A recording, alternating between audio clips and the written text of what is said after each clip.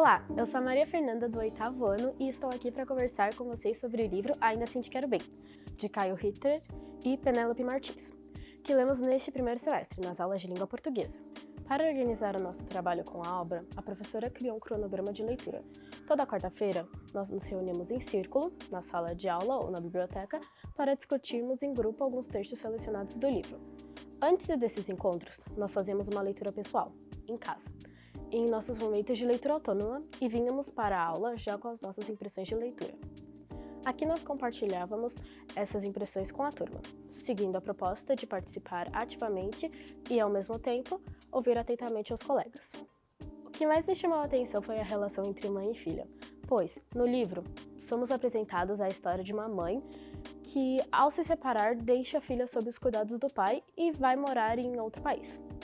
Elas ficam sem contato por aproximadamente 12 anos, e na história, quando a menina completa 15 anos, ela e sua mãe passam a trocar mensagens de texto.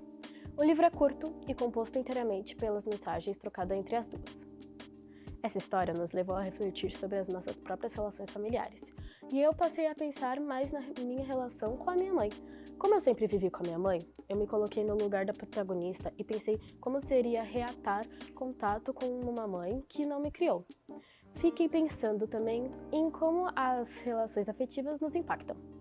Pude viver a experiência de me colocar no lugar da mãe sem a filha, no lugar da filha sem a mãe e também no lugar do pai, que poderia ter facilitado o amor entre as duas. Todos nós exercemos papéis fundamentais dentro das nossas conjunturas familiares. Precisamos fazer esse exercício de sempre nos colocar no lugar do outro.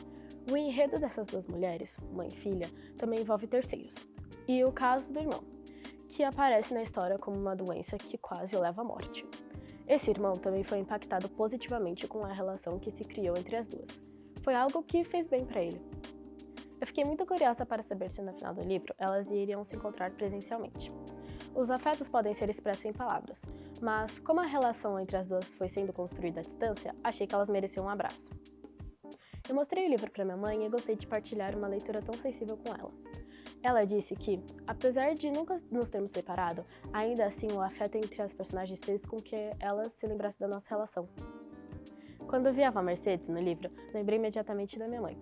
Ela, como a personagem, sempre se põe em frente nas discussões sobre o feminismo. Ela é epidemiologista e dá aula para o grupo de mulheres.